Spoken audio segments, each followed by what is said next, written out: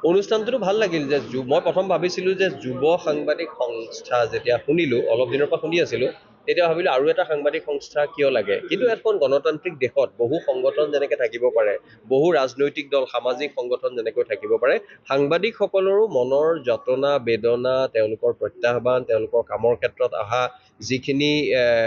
মানে সমস্যা সেইবোৰ বেলেগ বেলেগ ধৰণেৰে বেলেগ বেলেগ দৃষ্টিকোণেৰে তেওঁলোকে দাঙি ধৰিবলৈ বিশেষকৈ যুৱ সাংবাদিকসকলৰ যিবোৰ সমস্যা সেইবোৰ কথা দাঙি ধৰিবলৈ তেওঁলোক গঠন হৈছে আৰু মই দেখিছোঁ যোৱা কেইটামান বছৰত তেওঁলোকে এনে কিছু কাৰ্যসূচী লৈছে যি কাৰ্যসূচী আচলতে অসমীয়া সমাজৰ বহুতো লোকক আশ্বস্ত কৰিছে আৰু সেইবাবেই মই আহিম বুলি ঠিক কৰিলোঁ আৰু আহিম মই জানো যে আপোনালোকো ইয়াৰ লগত জড়িত আপোনালোককো লগ পাম গতিকে সকলোকে লগ পাই অসমৰ মানুহক লগ পাই ভাল লাগে গুৱাহাটীত থাকিলে কেতিয়াবা বৰ কৃত্ৰিম যেন লাগে সেউজীয়াবোৰ নাইকিয়া হৈ যায় গতিকে সেইবাবে আহিলোঁ আহি ইমান ধুনীয়াকৈ এই কণমানিগৰাকীয়ে ভূপেন হাজৰিকাৰ গীত গাইছে কোনোবাই সত্ৰীয়া নাচেৰে আৰম্ভ হৈছে এই গোটেইবোৰ দেখি যে তেজপুৰ বা শোণিতপুৰৰ এই অঞ্চলটো যে অসমৰ সাংস্কৃতিক স্পন্দন সেই কথাটো অনুভৱ কৰিব পাৰিছোঁ অনুভৱ কৰি নিজেই সমৃদ্ধ হৈছোঁ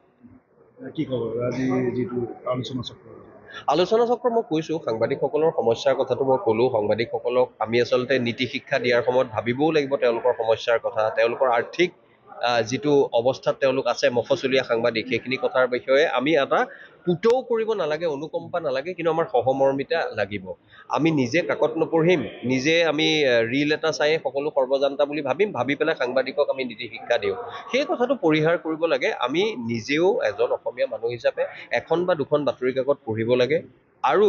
যেতিয়া সাংবাদিকে ভাল কাম কৰে আমি ভাল বুলি কোৱাত কৃপণালি কৰিব নালাগে আৰু যদি বেয়া কাম কৰে গঠনমূলক সমালোচনাৰ জৰিয়তে আমি তেওঁক আঙুলিয়াই দিব লাগে আমাৰ বহু মানুহে কি কৰে মুখৰ আগত একো নকয় এই মোৰ বাইকটো নল'ব পিছৰবাৰ বুলি ভাবি কাষৰ মানুহক গৈ পেলাই কয় এই অমুকৰ ল'ৰাটো বা ছোৱালীজনী ভাল নহ'ল এনেকুৱাহে কৰে তেনেকুৱাহে কৰে এই ধৰণৰ যিবোৰ খুচুৰা ধৰণৰ পলিটিক্স যেনেকৈ মই বেয়া পাওঁ মুখামুখিকৈ কওঁ এই খুচুৰা অসমীয়া সমাজৰ এই ধৰণৰ যিটো প্ৰৱণতা এই প্ৰৱণতাটো মই বেয়া পাওঁ বুলি ভাবোঁ আৰু জাতিটো সৰু কৰি তোলে অসমীয়া আমি নিউমাৰিকেলি সংখ্যাগতভাৱে সৰু কিন্তু আমাৰ যদি চুকাফা লাচিত শংকৰদেৱ মাধৱদেৱৰ ইতিহাসবোৰ লয় নৰনাৰায়ণ চিলাৰায় আৰু তেজপুৰ বুলি ক'লে জ্যোতিপ্ৰসাদ আগৰৱালা বিষ্ণু ৰাভা ভূপেন হাজৰিকা ফণী শৰ্মা আমি আচলতে কিমান ডাঙৰ সেই ডাঙৰ জাতিটোক আমাৰ কেতবোৰ মানুহৰ সংকুচিত প্ৰৱণতাৰ বাবে আমি যাতে মানসিকভাৱে সৰু কৰি নিদিওঁ সেইটোৱে মোৰ আশা আৰু সেই আশাটো অকল সাংবাদিকৰ প্ৰতি নহয় প্ৰতিজন অসমক ভাল পোৱা মানুহৰ প্ৰতি